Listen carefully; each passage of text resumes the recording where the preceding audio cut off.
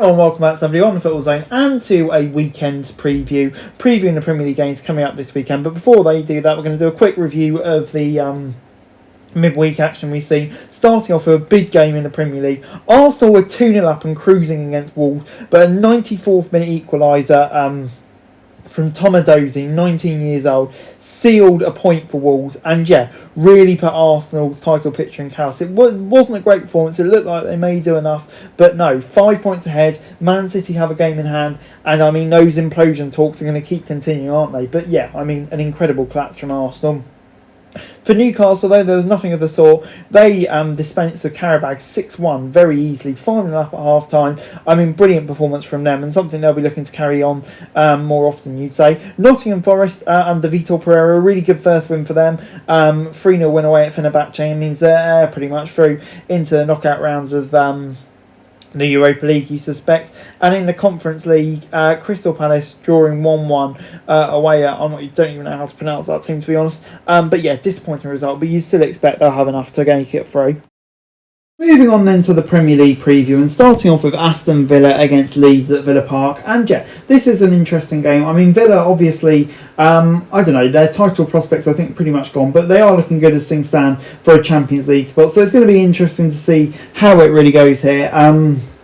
Leeds, though, going to be a tough opposition. They don't lose much. Leeds still trying to pull away from the relegation zone, still only 6 points clear. So not going to be an easy game. I'm going to say it'll be 2-0 to Villa. I think they'll have enough at home. Moving on into Brentford against Brighton. Obviously, Keith Andrews and Brentford, I think, having a season probably beyond their wildest dreams, I'd say at this point. So fair play to them against the Brighton side, who have just been struggling a bit under Fabian Herzler a bit as of late. So you say Brentford probably coming into this one as the favourites, and looking to continue their push for European football. Brighton be keen to make sure they're not looking over their shoulders soon. So it's going to be an intriguing game, but I think Brentford will have enough. 2-1 for me. Moving on into Chelsea against Burnley at Stamford Bridge. And for Burnley, it's just a massive struggle at the moment, isn't it? Like we saw with losing to Mansfield last weekend.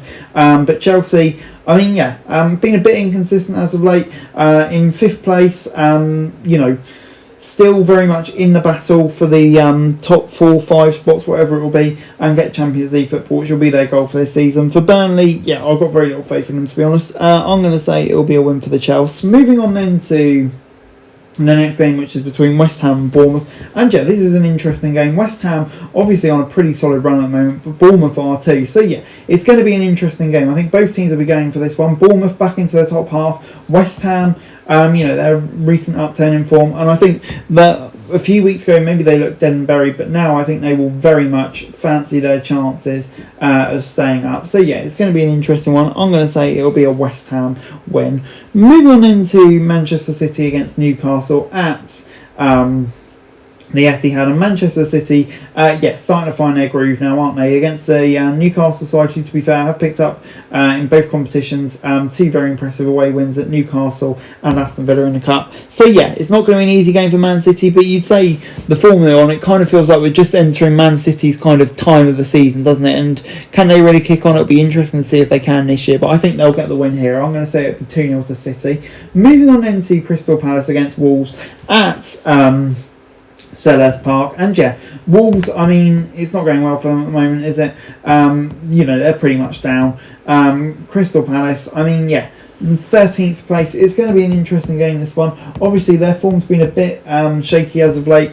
That collapse against Burnley last time out really wasn't good. They'll be very keen to ensure there's not a repeat of that this time round. I don't think there will be. I think they'll come away with a win here. 2-1 for me. Moving on into Nottingham Forest against Liverpool. And what can I say about Nottingham Forest? But last year they were the envy of the Premier League. This year, quite frankly, they're just a massive basket case, aren't they? Vitor Pereira, the man who's kind of masterminded Wolves' disastrous season this year, coming in. Do I have much faith in the fact that he'll keep them up? To be honest, I don't really. Liverpool kind of seems to be finding their groove a bit at the moment, bar that Man City game, and I think they'll get a pretty comfortable win here.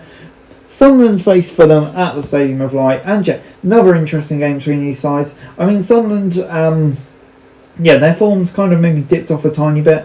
Have had some tough games there, but Fulham hasn't exactly been sparkling either. So both of these teams, I think, to be honest, I'd be surprised if either of them are really pushing for European football. to be honest. So I think it could well be kind of a mid-table game. I don't think I will get sucked into relegation, but Sunderland are so good at home, I think they'll probably come away with a win here.